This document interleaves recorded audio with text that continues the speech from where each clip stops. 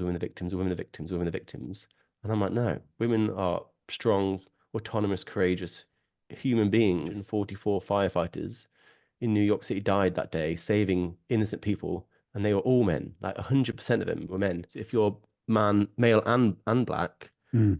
you're paying that penalty twice. So that's compounding effect, where you're paying a double penalty. In 2022, 5,801 people were sent to prison in Ireland, Mm. of which 89% were male.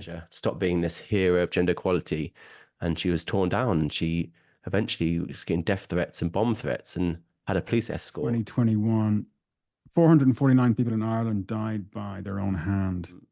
Training in schools, anti-Andrew Tate misogyny training.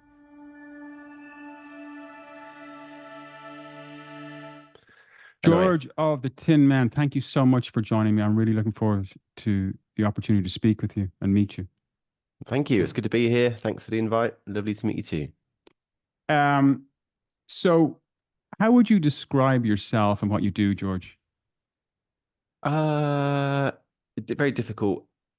It's very difficult to answer that because there's so many sort of pitfalls, so many people in this space. So a lot of people talk about men's rights advocacy, and they are seen as like, I don't know, people seem to hate them for some reason. So I try to stay away from that term. I no longer consider myself feminist. I don't consider myself part of the manosphere. But I do advocate for men and boys, especially in the area of mental health and suicide, especially. So I like the label George. It's probably the best label to go with for now. But you can call me like a men's mental health advocate if you like. Um, why is the term men's rights activist problematic? People see men's rights activism as sort of adjacent to being like a white supremacist, or wanting like able-bodied day, or wanting straight pride, or any of these things that are just totally not comparable to men's rights advocacy. Because obviously I can speak as a white straight male, and being white and straight are just obviously huge advantages in the West, but being a man is more of a mixed bag. So people don't like to hear the term men's rights at all, or even men's issues, because they think that there are no issues to talk about, or men already have all the rights. And that's just simply not true. There are plenty of rights that men don't have that women do have, but people don't know that because they're not willing to listen to the conversation, because it's sort of quite toxic. It's quite toxic space. And yeah, you're often called like alt-right or a Nazi, or these other obscene things that are just totally not fair comparisons. That you would be called those terms by people who haven't obviously taken a look, a deep dive at your work and what you do, right?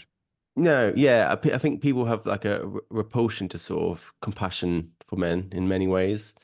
They just don't like to see nice things said about them, like no matter what we're talking about. And if you do show some sort of compassion towards men on the left, outside of sort of feminist viewpoints, you're disregarded as some sort of incel often, or misogynist, or whatever else of silly names they can throw at you, which are not true. It's not. It doesn't make you an incel to care about men, and doesn't make you a misogynist either. Yeah, like why does it have to be a zero-sum game? You know, why does there have to be a It's winner and a loser here? difficult question because I think a lot of people in gender equality, their opinion, their political position isn't just based on lifting women up, but they also have to sort of pretend that men don't experience their own issues in their own right.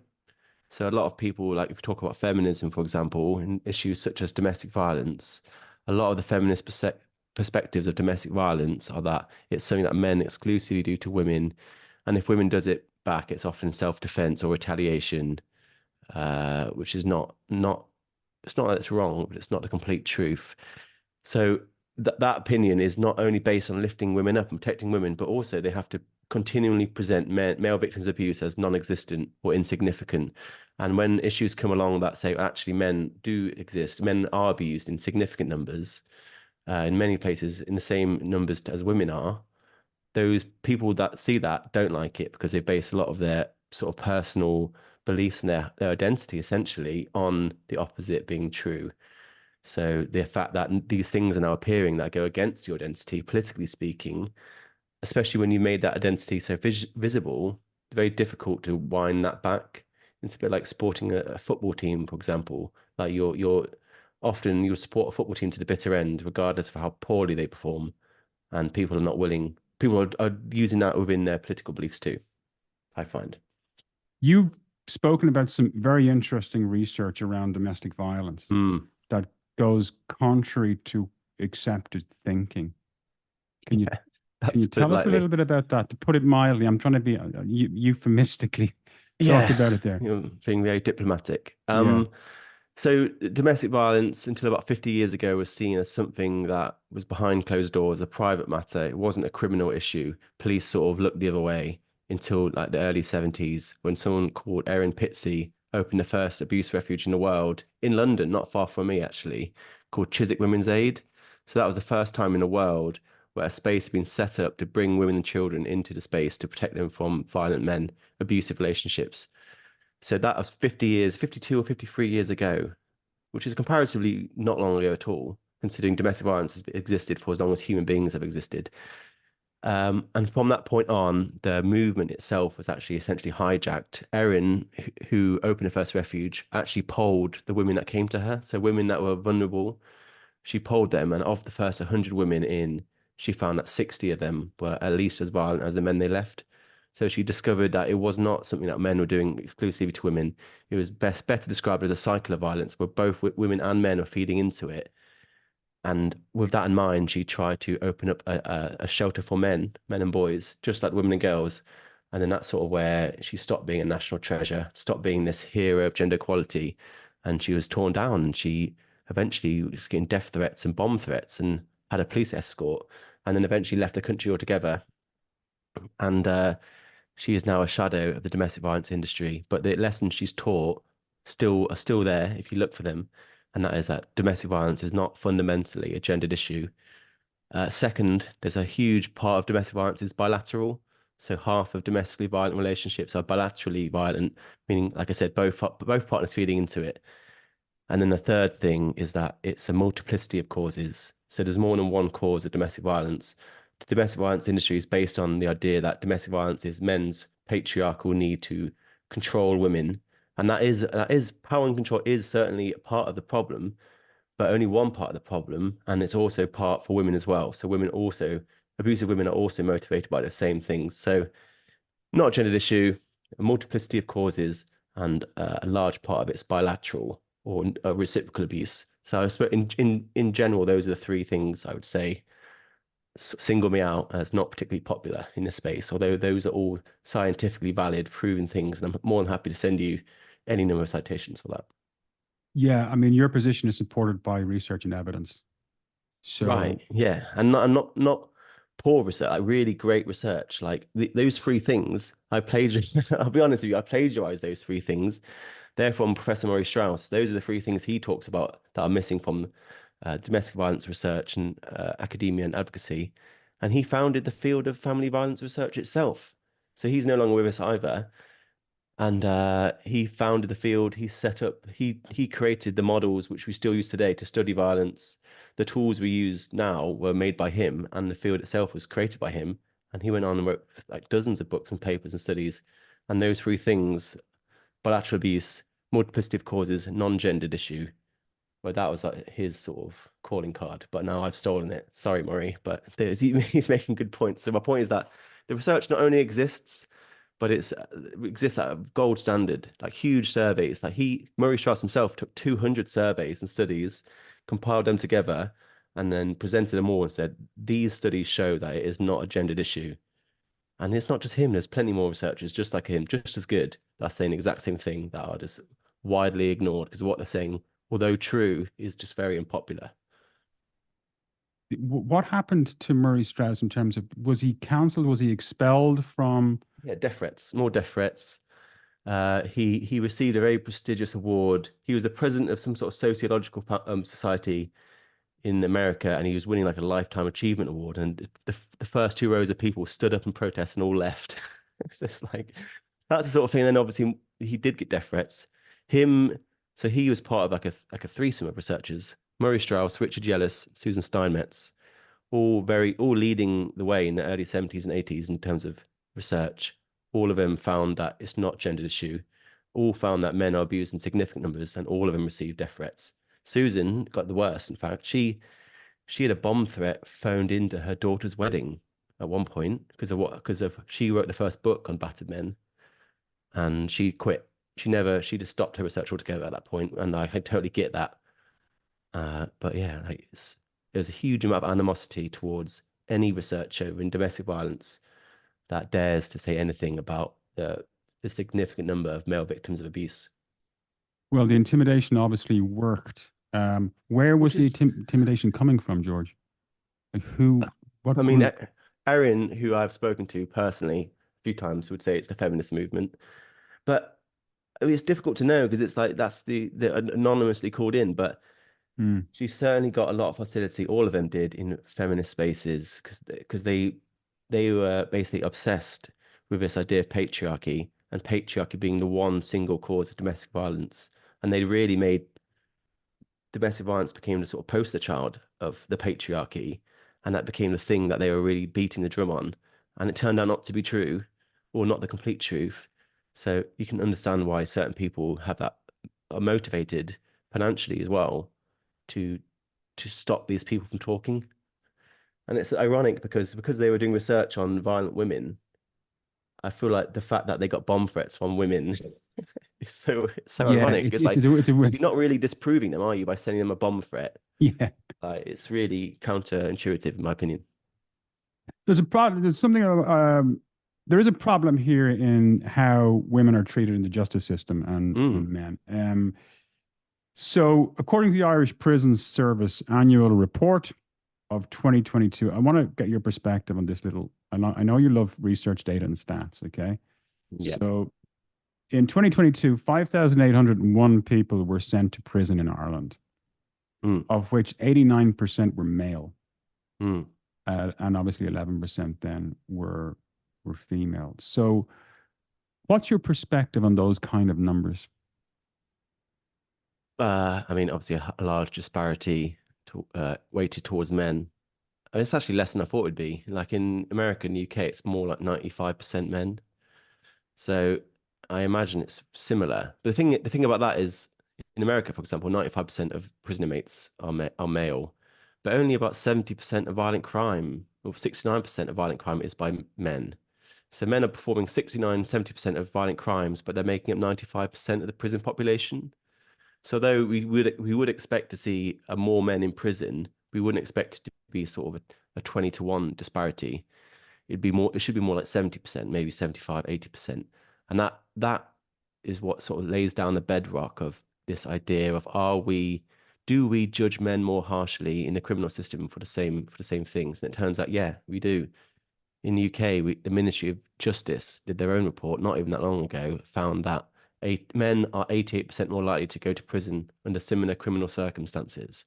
That's a direct quote. So men under similar criminal circumstances as a woman are 88% more likely to go to prison. And if they do go to prison, they're going to get longer sentences too. So that sort of explains why there's such a massive disparity of men in prisons. They get longer sentences, they're more likely to be imprisoned, and they're less likely to be released early.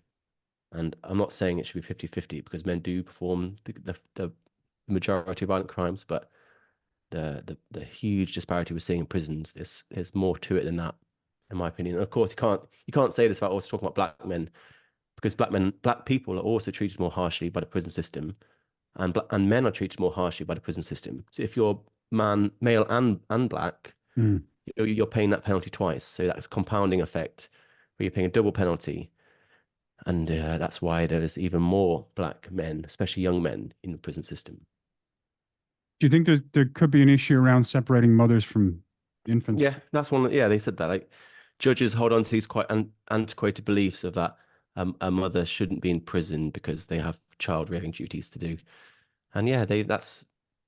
I think women are seen as needed by the family more so, and also less capable of violence. And if they have performed the violent act, it's more likely to be seen as a byproduct of something else. So poverty or desperation or mental health issues. There was a woman recently that stabbed her partner to death. She stabbed him 100 times. and he died. And she got no prison sentence whatsoever. She got 100 hours community service, and that was it. And she was seen as having a cannabis-induced rage, so she was not seen as So that's culpable. okay then. Well, no, I don't. I mean, I'm open to that being true, but I don't think the answer is community service. She needs to be in some sort of mental health rehabilitation center or like I don't know. I'm not a professional, but I know enough to believe that 100 hours community service is not an adequate punishment for someone that stabs their partner to death, especially that many times. And it sort of shows how we often see women as incapable of their own actions or their own beliefs, especially harmful ones, whereas men are held even more responsible than they ought to be, and they're paying additional penalty, quite literally, in the way I said. Do you think we infantilize women? Yeah, for sure. We treat them as children. We put them alongside women and children. Like whenever there's a disaster, like such as Gaza right now, all we ever hear about is women and children, women and children, women and children, women and children. And I think that does stem partly from men being seen as disposable and inherently bad and almost deserving of death, but also women being infantilized and patronized as children, and also like just as disabled. You hear them mentioned alongside the disabled, and I'm like, but to be a woman is not to be disabled. Being a woman is not a disability. And I feel like if I were a woman and I would see these things, I would find it offensive for the opposite way where I just constantly being told women are victims, women are victims, women are victims, women are victims. And I'm like, no, women are strong, autonomous, courageous human beings and adults, and they're not children. And once So you yeah, characterize them as victims, you take away their agency right, and they lose absolutely, all control of their own lives. yeah. It's, And it's amazing when you see it in juxtaposition of one another from the same person. So Rose McGowan, obviously, everyone knows Rose McGowan, sort of one of the women that started the Me Too movement, and she would always talk about men. Men are the problem. Men didn't do anything. Men watched it happen, and I'm sure there's a lot of truth to that. But then when her friend Asia Argento was accused of raping a boy, for which she settled out of court, she was just like, "Oh, everyone, let's go easy on her. We don't know the full story. We're not sure what's going on. Let's go easy on her. Come on, give her a break." And she like literally said that. People put in her two tweets like, "You're saying when it comes to men, we should hold all men accountable, regardless of their circumstances. But when your own friend, who's a woman, is found, is accused of these same things, you're asking us to go softly on her and to say we don't know the full story." I mean, I'm in favor of the first one, that there is no excuse for sexual abuse of anyone, especially children. But I would say I would hold that for both men and women, including Asia Argento, who never went to prison or saw any sort of actual justice.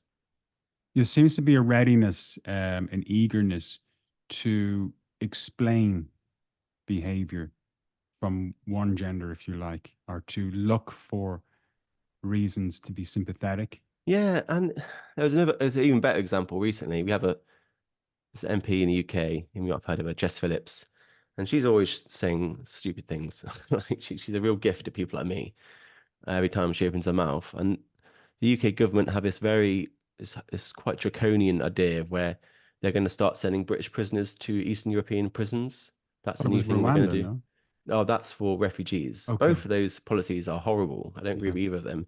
But this particular one is that because the prison system is so overpopulated in the UK, we need to stop outsourcing and putting British prisoners for British crimes in Eastern European prisons. And obviously, everyone's outraged. And Jess Phillips comes in and she's like, we should only be doing this to the male prisoners. And she held up the same antiquated thing about a woman who's committing a crime isn't capable of the crime. She's doing it for valid reasons. And she's actually often a victim of abuse in her own right, which is true. And I do support that. But so too is that true for men. And the fact that she can not extend that same common sense, compassion, and basic human decency to both men and women just shows her own ignorance and a double standard that I don't think she's even aware of. But again, it's a very interesting point that a man who commits a crime in the UK, he is inherently bad and he has agency over that crime and he should be punished and sent to Eastern European prison. But a woman who commits a crime, often the same crime, she's not capable and she hasn't got agency and she's doing it for fair reasons and she's actually a victim in her own right. But like I said, that is true. But a lot of the men in prisons are also victims in their own right, and they do not have a choice either. They're not inherently bad. They're the same product of the same system as women are. Um, are we living in a patriarchy? What's your perspective?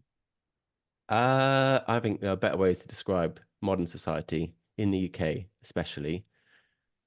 Like I said, plenty of structural advantages to being a man, but there are also advantages to being a woman. And considering, I mean, there are certainly times in the UK where it could have been described as patriarchal, and there's certainly places in the UK today that can be described as patriarchal, but I don't consider the UK as one of those places.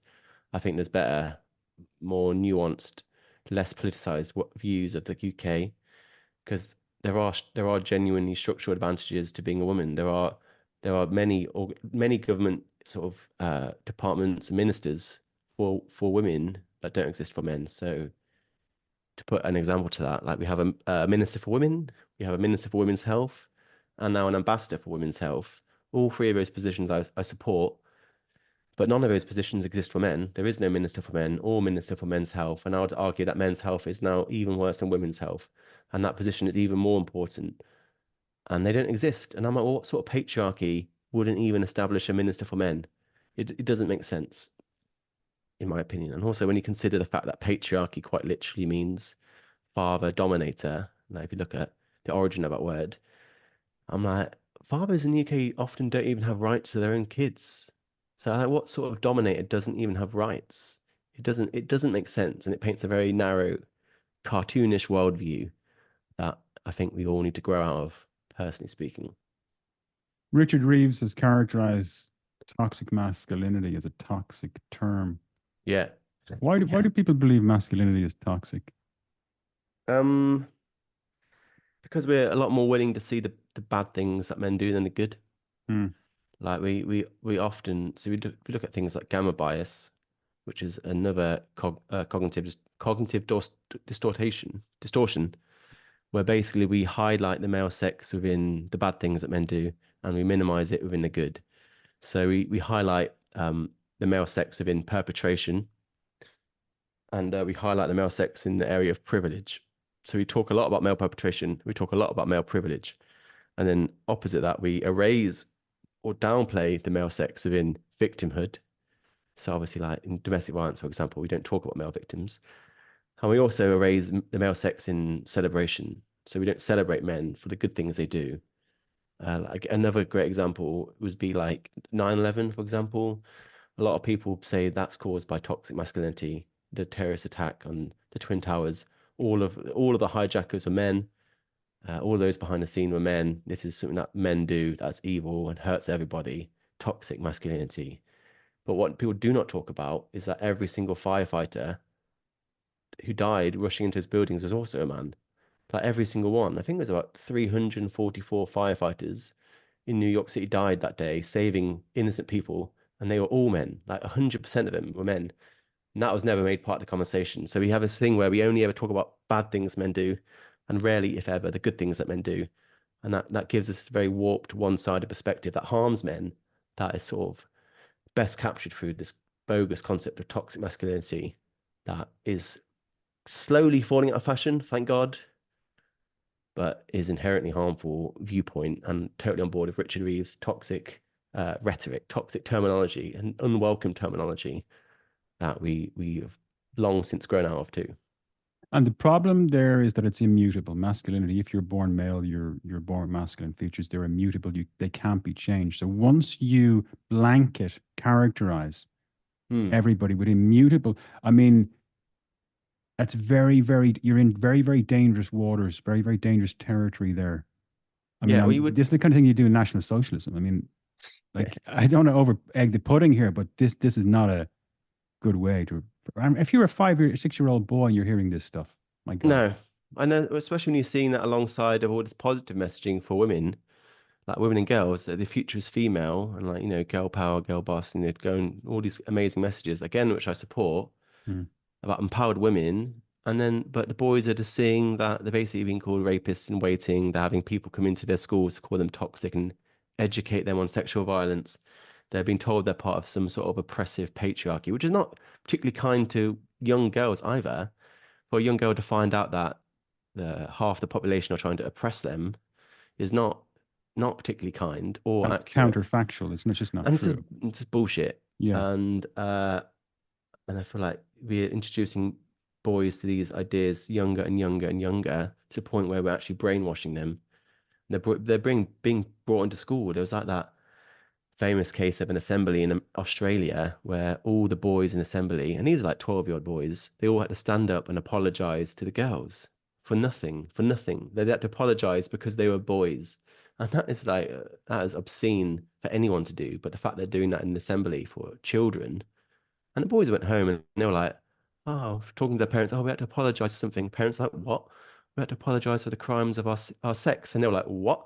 And oh God, if that was my child, I would go absolutely ballistic. And they did, including the mums. Everyone went crazy. And then that's what I mean. Like these ideas have been brought in, and we talk a lot about how Andrew Tate and his sort of his friends, I suppose, his podcast bros are brainwashing boys, which they are. But no one ever talks about how on the other side of that sort of seesaw, people are going to schools and brainwashing boys in the opposite way to tell them that they're inherently bad, inherently violent, inherently sort of sexual predators. And neither of those two movements are helpful or looking out for the best interest of boys. Yeah. I think Andrew Tate's probably a grateful recipient of that kind of stuff in Australia. I mean, you're shepherding and herding Yeah, boys. recruiting Yeah, it's a recruiting recruiting. sergeant for Andrew Tate. Yeah. No, but we're repeating the system. So Labour Party, who are probably going to come in to power end of this year, they've already said they're going to do some sort of training in schools, anti-Andrew Tate misogyny training. So again, you're going to bring in some like someone totally tone deaf into schools who boys are just not going to listen to or respect, and they're going to talk to them in this patronizing manner in the exact same way as what caused the problem itself. And you're now going to try and educate boys to not be Andrew Tate misogynists. And I'm like, until you actually start listening to boys, that problem will never be solved. Until you actually treat boys as human beings deserving of compassion, and again as victims in their own right of certain things too, that will never change. And if you think the extraordinary preeminent place Andrew Tate has reached in British society, where you have a Labour, the next government is going to be Labour, Mm, and they are forming policy mm. around Andrew Tate. Yeah. That's extraordinary. I mean, Just what's going on? yeah, and then you have members of the Labour Party themselves, high ranking. So Harriet Harman, for example, who was actually my local MP for a while, and she's on record saying that fathers are not necessary for a harmonious family life, and a father should not be seen as part of a cohesive family unit, and basically saying that fathers are just not important, and therefore we can take their rights from them. And I'm like, that is a harmful idea as well. And she's not tweeting that out, she's writing that into political papers and using that to lobby the government in 1990, that was, to strip fathers of rights, which she successfully did alongside others. And I'm like, that is harmful too. And the Labour Party needs to apologise for that and hang its head in shame for what they've done to fathers, but totally disrespecting fathers, totally denigrating them and eroding the importance they play in lives of boys especially. And now the problems that have arisen from those harmful views, they're now blaming men again. So like we know fatherlessness leads to sort of adolescent violence, especially in boys, knife crime, for example, gang violence, even more so. Those problems are stemming from fatherlessness, and fatherlessness stems from the ideas that people like Harriet Harman and other Labour Party members put forwards.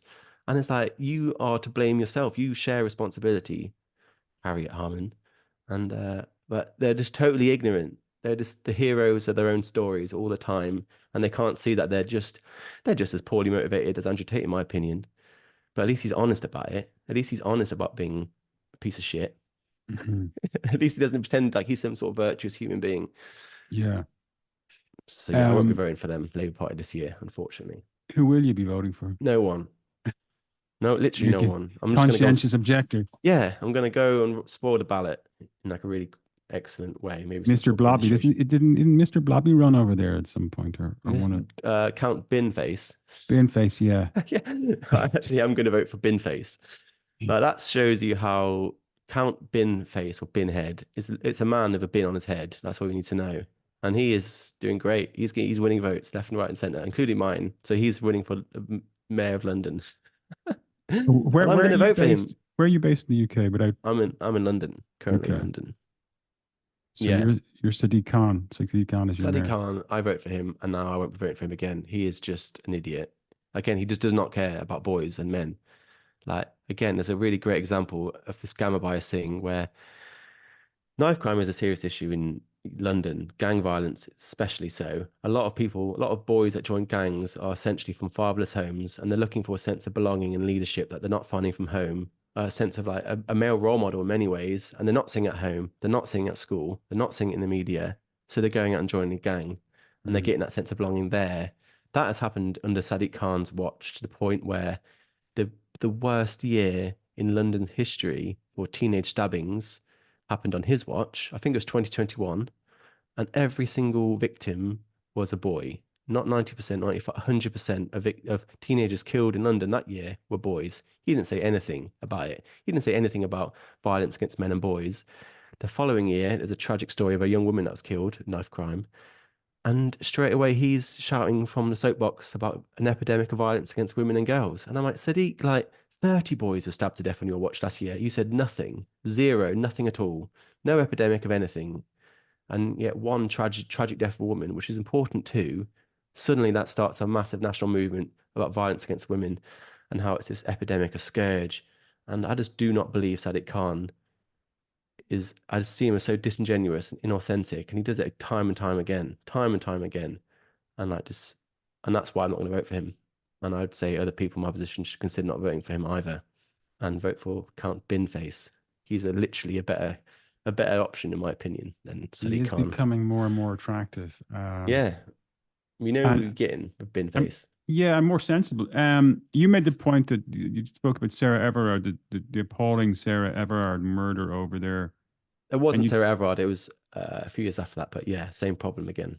yeah, um, that you made the point that I think you were talking about you juxtaposed that with the fact that some guy jumped into the Thames or something to save. Yeah, so yeah, same deal. So Sarah Everard, again, what happened to her was it was a horrible tragedy. Wayne Couzens, police officer, who basically raped and killed her and just burnt her body, is probably the worst person you could possibly think of. Just human trash. That started a huge nationwide conversation, as it always does, about male violence towards women and girls and how women have to walk the streets in constant fear and it's men's fault and we need to be more accountable. And there are some lessons to be learned that are good lessons for men in that in all that noise. But what was never talked about was that another story happened the following week, also in London, not even that far from where Sarah was killed. A woman, I think she tried to kill herself by jumping into the Thames, and then just some random man, never knew her, just dived in after her. She was saved, he lost his life, and that there was no conversation about male heroism at all. So again, like we're talking about, men are never celebrated for the good things they do, or they're certainly not celebrated in the context of their gender. And it's just a basic fact that the vast majority of bystander rescues are performed by men. It just is. But it's also true that the vast majority of people causing harm in that situation are men. It's often the man that's holding the knife, but it's also often more men that are intervening to risk their life to save a stranger. And we never talk about both halves. We only ever vilify men and never celebrate them. And again, that feeds into a very one-sided, toxic worldview that is undoubtedly harming boys in the way we described.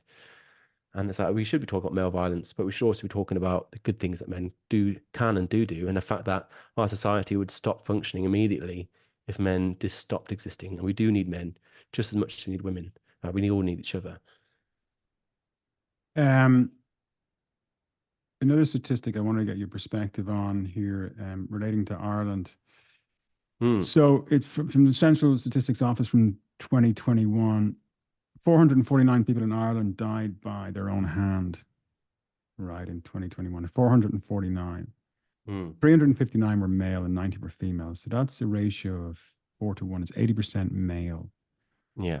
Does that, I'm assuming numbers are comparable in the UK. Yeah. Men have male suicides have outnumbered female suicides since records began, and I think they started in like the 1800s. So every single year since 1800s in the UK, more men have taken their life by suicide than women. That is true in just about every single one of the world's countries. I think there's a few where it's slightly different. So Ireland, unfortunately, is it's not unique in any sense. In fact, in many countries, especially in Eastern Europe, it's actually even more so. If you look at like 9 to 1 in some countries, like Poland. So no, it's absolutely not. And I guess that brings you back to the question of like if men are so privileged, then why have What, so many of them decided to check out and they don't want that privilege anymore? Like why? How does that make any sort of sense? Like you would have thought they'd want to stick around for as long as possible. And the subject of suicide is so often distorted again with these myths that I'm continually debunking or trying to, and we just never seem to have it's always a political conversation because ultimately it doesn't matter, even if it's just one woman who takes her life, she deserves to be talked about as well. And we should not be gendering suicide. We should be talking about suicide as a complete issue. And all people attempting or dealing with suicide, or even families, the bereaved families, they all need to be talked about in equal weighting. But yeah, unfortunately, it's a price paid more often by men than women. do they do it for different reasons? Um, I mean, there's just very little research on it, but in America, you have the violent death reporting system. So suicide is considered a violent death, and that survey captures that data, and they'll look at associated circumstances with suicides, and they have found that women's suicide is more often associated with a mental health diagnosis. But that could also be caused by the fact that women are more likely to be diagnosed anyway, because they're just a bit more mindful of their mental health, especially getting treatment. But and then male suicides are more often related to sort of structural issues, like a lot of it's down to like relationship problems, finances, physical health. Uh, in the UK, there's been some research that's saying that 20% of male suicides in the UK are tied to sort of family breakdown and child custody sort of court battles. A lot of it's tied to unemployment, uh, someone that can't pay the bills. A lot of it's tied to that experiences of domestic violence, domestic abuse. A lot of men living in abusive relationships, if they've got no way out other than suicide, so that's the road they take. So like 11% of men being abused will attempt suicide. Um, and that's where, again, I diverge from other people in this space where they want to frame male suicide as something that's primarily a mental health issue, or even entirely a mental health issue. It's some sort of chemical imbalance in a man's brain. And if he talked about it more, he would solve the problem. But I try to broaden it, and I'm saying there are internalized problems, but there are also external problems too. Like male suicide is not just because of internalized issues, and it's not just because of a man's sort of shortcomings. There are genuinely real structural, economic, financial, legal, political, systemic issues that are causing his distress that no amount of tears or talk will ever solve. And the solution to those things, like family court system and how many fathers end their lives because they've lost their child in family court. I'm not sure what talking is going to do to solve that. That goes back to revisiting what Harriet Harman said and rewriting the Children Act and actually giving fathers equal rights in law. So again, I mentioned there are rights that men don't have. One of those are rights to children. So I'd say there's a much broader conversation to be had in male suicide outside of not talking and not crying. Yeah, the I think Will Storr referenced it in the status game, as men are tumbling down the status hierarchy and find themselves at the bottom. Mm, That's a very, very difficult place. So you would look at women and perhaps there are psychological and emotional reasons, the desperate reasons why they're making that decision. Whereas mm. men, they find themselves in a position, a desperate situation, environmental, um, and a problem that they cannot fix Yeah, or I they know. can't see a way to fix it.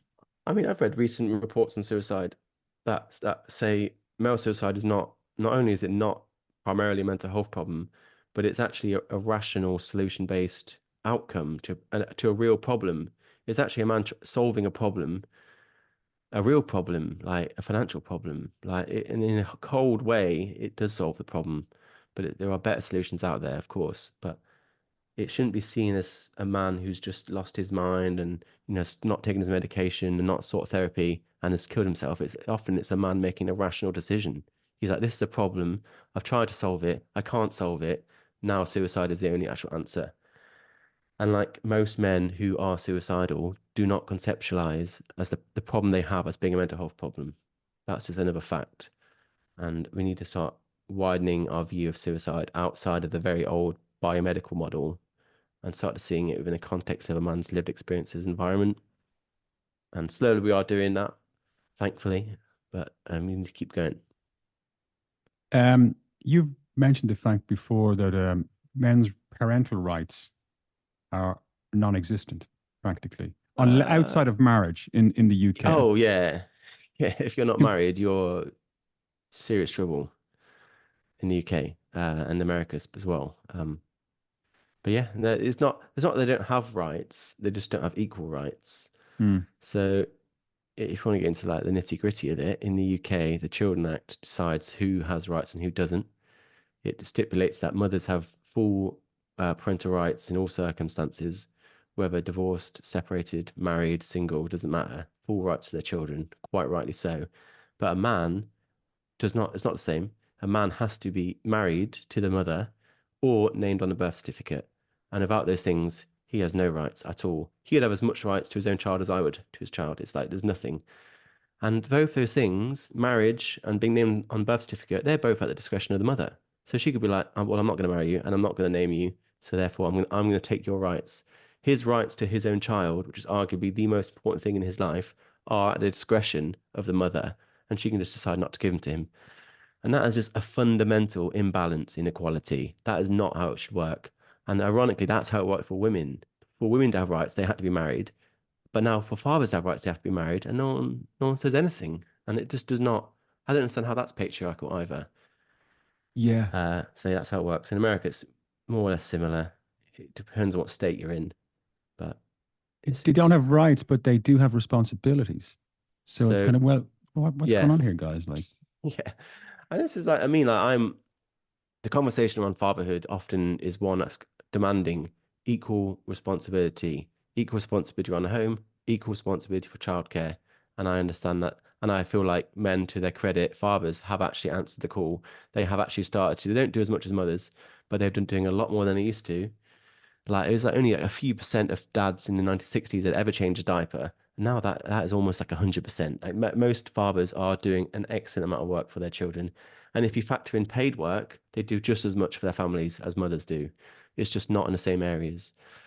But I always find it interesting how we constantly make these demands for fathers to take equal responsibility, but we never give them equal rights. We never give them equal rights or equal respect.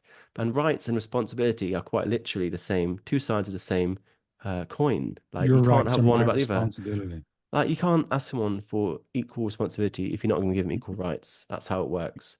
And I've never had anyone advocate for equal rights for fathers in the context of equal responsibility for fathers. And you cannot ask them both. You have to give both, basically. And it's about time we give fathers equal rights in the UK, in Ireland, America, and everywhere. And is there any sign of that about to happen or potentially happening? Is there anybody advocating in the political space? I mean, you're online and everybody can find you at TheTinMen on Instagram, but is there any kind of political hero, if you like, of the men's rights in the UK? I mean, I suppose Richard Reeves is probably doing the best work at the minute. Warren Farrell before him. The boy Warren crisis. Farrell was, yeah, Boy Crisis. Richard Reeves wrote of Boys and Men, both excellent books. Read them both. Warren Farrell, in his heyday, was probably the most famous male feminist on the Feminist. Yeah. planet, and he is still the only man ever to be elected to the New York Board of Directors for the National Organization for Women. So he's obviously he was a very respected feminist within the Now, and he left because now he found Now National Organization for Women, which is the largest feminist organization in the world, certainly in America. He found out that they were basically advocating against equal rights for fathers. And he was like, I always saw you as the bastions of gender equality. And now I'm seeing that you're not, and you're actually advocating for the opposite. You're advocating for uh, additional rights for women at the expense of men. And then he left, as did Karen De Croo, who was the president at the time. Both of them thrown out, both of them totally unwelcome. So to answer your question, yeah, there is progress in America. The way it works is that if parents are getting divorced, they go into family court, and they have this thing called the presumption of 50-50, like child custody. So that is court is legislated to start that process of child custody from a level playing 50-50. field. Yeah. So we're going to presume that it's 50-50. That's our base presumption. And then the father and the mother can build their own individual cases on top of that. And maybe someone will get sole custody, or maybe they'll stick 50-50. That law only exists in 3 states. The rest of them, about five, have five more states that have considered joint custody, which is not bad, but it's not as good, but better than nothing. And the Yeah. rest of them have nothing really at all. And Florida actually was going to join the presumption of 50-50 not long ago, maybe 5 or 6 years ago, to be the fourth state. And guess who turned up? The National Organization for Women, beating the drum. Rick Scott, who was the governor of Florida at the time, I believe, he was completely lambasted, picketed, lobbied, and he vetoed it. So it never happened. As a result of, in part, constant petitioning by women's organizations, most of all the National Organization for Women. So yeah, you can see why it's a very controversial issue or set of issues to get into, because you'll find that the people who brand themselves as being about gender equality often are not actually for gender equality. They're only for gender equality when it favors them. So it's that equality Yeah. for women only. You also make a very I heard you before reference a feminist who spoke about the issue of consent in relation to parenthood, right? Oh, well, that's Karen De Croo. Yeah. Yeah. And this is a fascinating idea that I hadn't heard before, and that you really got me thinking as well. That just because somebody consents to sex doesn't necessarily mean they consent to parenthood. So I have like there's remnants of my feminist past that still stay with me. One of them is the belief being pro-choice, of course, and also the belief that consenting to sex is not consenting to parenthood. Just because a woman has sex and becomes pregnant does not mean she has to keep that child or become a mother. So that's what makes me pro-choice, amongst many reasons. And the conversation you're talking about is now expanding that same viewpoint to men. So if I were to sleep with a woman, we use protection or not, and she becomes pregnant, I don't have that choice anymore. That choice is now taken away from me. She can decide to keep the child or not, or even give the child up after birth. But those are options I'm not given. A man's choice to become a parent sort of ends after conception. So Karen De Croo, who was an amazing feminist, passed away not long ago. She was fully on board of that on my side and saying that independent, autonomous women making a unilateral decision should not expect a father to finance her choice.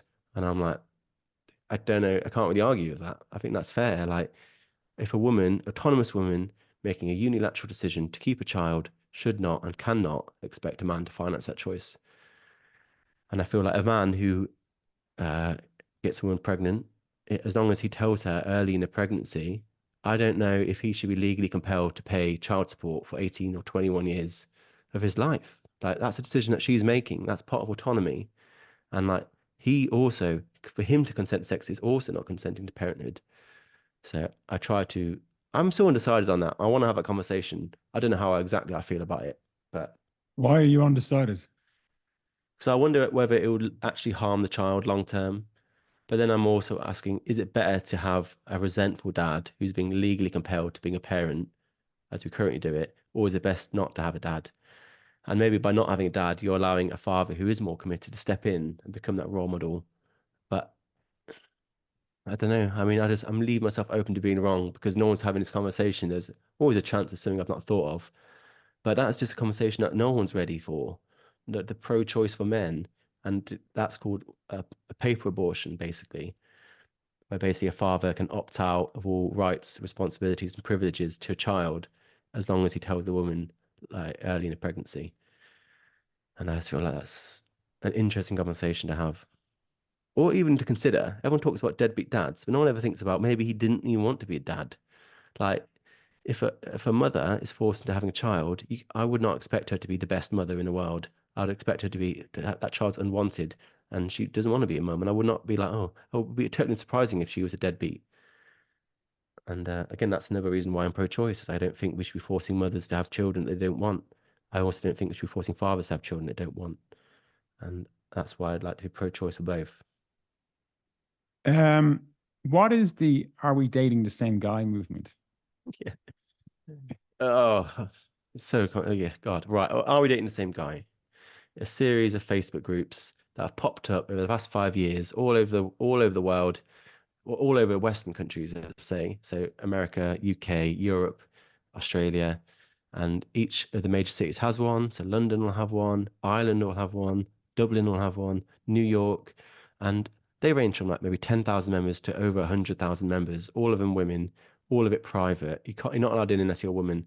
And it started off as basically a safe space for women to share information on men they were dating to make sure, they were not, serial daters or misogynists or dangerous. They wanted to be like, who is this guy? This is Ben. Here's a photo of him. I'm from London. And then other women would be like, oh, he's great, or he's not so great, or he'll ghost you, da da da da da. Da.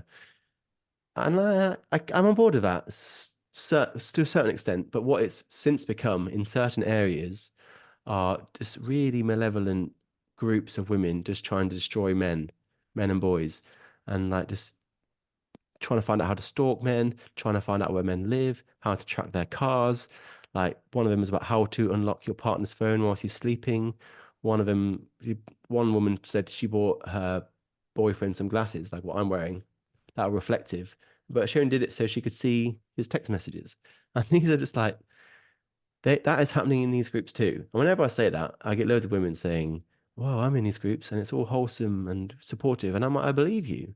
But I also believe that there are hundreds of thousands of women in these groups and you have not met all of them because there are. Because I always get messages from men who are having their lives destroyed. Like men who are decent men who are just being pulled apart in these groups. Facebook are not doing anything. Facebook are now, there's actually legal action against Facebook and against these women right now in court. And that would not be happening if this wasn't an issue. So it is an issue and no one wants to hear about it. Anyway, it's difficult because it's just a many-feathered bird. These groups do a lot of different things, a lot of different people. Not all of them are good. The funniest one I saw was some woman, she uploaded a photo of what she thought were condom wrappers. And she found them in the bin. She took a photo of them and she was like, oh, I want someone to identify what these condom wrappers are. And one of them was a sauce packet for ramen, and one of them was a soy sauce packet. So that's how it ended up. One person was like, "This looks like a soy sauce packet," and there's like, "This one is seasoning for ramen," and I was just like, "That is just perfect. Thank you. That's hilarious." But like I said, it's a lot of different groups, a lot of different people. Some of them good, some of them bad. And yeah, And there's I court can't. cases right now. Sorry, I can't help wondering if the shoe was on the other foot. If No men way. had Yeah, that'd had be a gun, crazy. they don't. There'd Crazy. be arrests. There'd be warrants. There'd be all Yeah, kinds of. there's Uh, been a murder. There's been a murder. There has now been a murder tied to these groups. So like a woman posted her husband, I think it was, on a group. I don't know what came back, but then a few weeks later he was in the news and she killed him. And I'm like, I don't know what's to be said about that. Nothing apparently, but you are right. If this was the way around, it would be just everywhere. Like groups of young men in private Facebook groups in their hundreds of thousands sharing information, personal information, the addresses and places of work of women without their consent and to the danger of those women that would just not be tolerated at all, and it shouldn't be tolerated the other way around, and it's not going to be tolerated much longer because like I said there is a class action now against about a dozen or so women. One guy's just been like, right, well, I'm going to take legal action now. And like, good luck to him. So I'm very interested to see how that ends up. um, what's your perspective on the what they call the Manosphere and the Red Pill movement? Manosphere is just a very nebulous collection of different people that all want to talk to men and boys for different reasons and different motives. I always break it down to three groups. So you have the men's rights activists who are more along the lines of what I'm talking about. They're the ones that want to change the system. They want to change the legal system. They want to change the family court system. They want to change the Children's Act. They want to change the way we approach domestic violence. They actually are focused on real legislative, political, structural change to help men and boys. They're the men's rights activists, wanting to change the system. And then you have the red pillars, who are like, you know who they are, the Andrew Tates, the pickup artists, the Pearl Davies, the grifters that are also talking to men and boys, and they're happy with the system as it is, and they want to exploit the system. So they want to help you make money. They want to, you'll be driving a Bugatti Veyron in no time, and they want to exploit the system. And then you have the MGTOWs and the incels, who are also part of the manosphere, and they want to leave the system because they're sick of it. They're like, and they're the ones that don't want to date women, they don't want to see women, they don't want to be part of it. They just basically cut themselves off. So MGTOW stands for men going their own way. Wrong way. Black pill, I think, isn't that Yeah, the Black same? Pill is slightly different, but more or less the same. Yeah. So the MGTOWs and incels want to leave the system. The red pillars want to exploit the system, and the men's rights activists want to change the system. And they all share like a common disdain for feminism. And together, I guess they're called the Manosphere, but very difficult concept as well because a lot of people have their own definitions. A lot of people would say I'm part of the Manosphere when I'm not. I never called myself an MRA. I've never said I'm part of the Manosphere.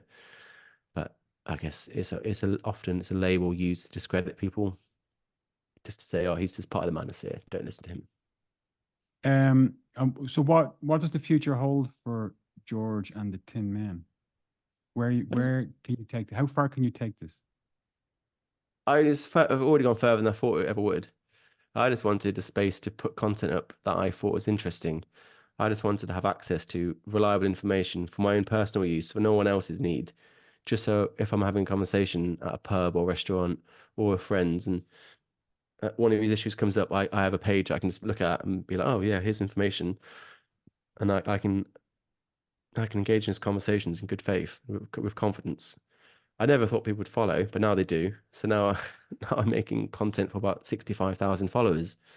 And I just want to keep doing that for the time being. Long term, I'm trying to work out how do I have these conversations that are very difficult to navigate and towards which people are extremely hostile. How do I have these conversations in a way that is inclusive and compassionate and modern, professional looking, that is both not apologetic for having these conversations, but at the same time does recognize that there is another half to society, meaning women and girls, and I'm constantly trying to find out the right combination of words or slides or infographics that will unlock the hidden compassion that so many people don't seem to have or disinterest. I want to find out why no one cares about these things, and can I find a way of getting people to care more?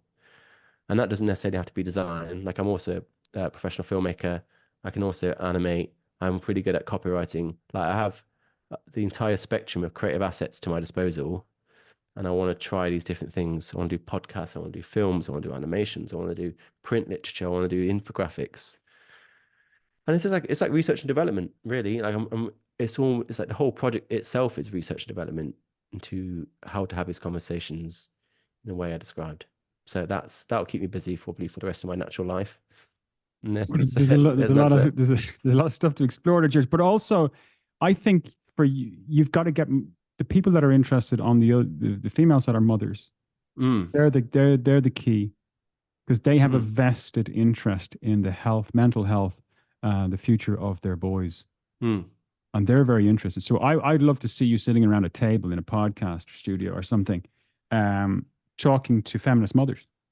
Yeah, I get loads of messages from mothers for just thanking me for helping them understand what boys are going through. And the fact of the matter is, if you are a mother or a father of a boy, you should know that boy is more likely to be disadvantaged at every single stage of education for his entire childhood.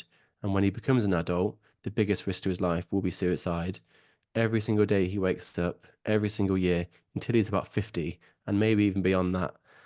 And also on top of that, he will have a higher rate of death, higher mortality rate in every single age group. Every single age group will have a higher chance of dying every single day, not just by suicide, but by all causes. And that's just the beginning. That is just the beginning. And I had this conversation. I had this conversation with my aunts because I have a niece and a nephew, and my auntie thought what I was saying was hilarious, like in sort of ridiculing way. And I was like, you should know that child over there is 75% more likely to go to higher education than that child over there, just because there's a boy and a girl. And that is why the education gap is so interesting, because boys are behind in education in every single Western country at every single level and have been for 3 decades. And there are obviously other groups that are behind. We can talk about the gap between white and black students. We can talk about the gap between the rich and poor students, public schools and private schools, and city and rural areas. Those are all gaps that exist too. They're not as big as the boy-girl gap. But the reason why the boy-girl gap is so interesting is because these are boys and girls from the same family, from the same economic background, of the same race, and going to the same schools, and yet one's doing significantly worse than the other. So although we may not like the gap between rich and poor, we can actually start to understand why it's there. But the gap between boys and girls, we just don't know. We don't know why it's happening. And yeah, I get a lot of support from mothers and fathers, and I'm glad. Is it Um, possible? Is it possible like, the classroom style environment oh where yeah, is is is is yeah, helping fueling this kind of like if you boys don't want to sit still, they want to climb trees, yeah. right? There's no male role models in schools, in primary, junior schools, national schools anymore. Um, it's just the environment isn't conducive to a boy fully expressing himself at a very young age. He would probably have to wait until he's in his 20s or 30s to go back and go into further education Mm. when he's settled down, perhaps. Yeah, I mean, there's so many theories for why boys are behind, but ultimately, no one really knows. Like, there are only suggestions. And that goes back to why we do need a minister for men and boys to answer these questions. It should not be down to people like me and you who are doing this unpaid for, just for their own goodwill. We are not the ones that should be leading this conversation, but somehow here we are. And this should be done by politicians and academics. They should be the ones that are presenting these ideas. But the ideas we've got so far are along the lines of what you said. That is that education style in the Western world is more suitable to girls' and learning needs, which is more based on long periods of quiet reading time, which boys are just less likely to be interested in. That's not to say a lot of girls don't like it either, but more so boys in general do not like that, including myself. I hate reading because I just want to be up and about and listen to an audiobook or podcast or something.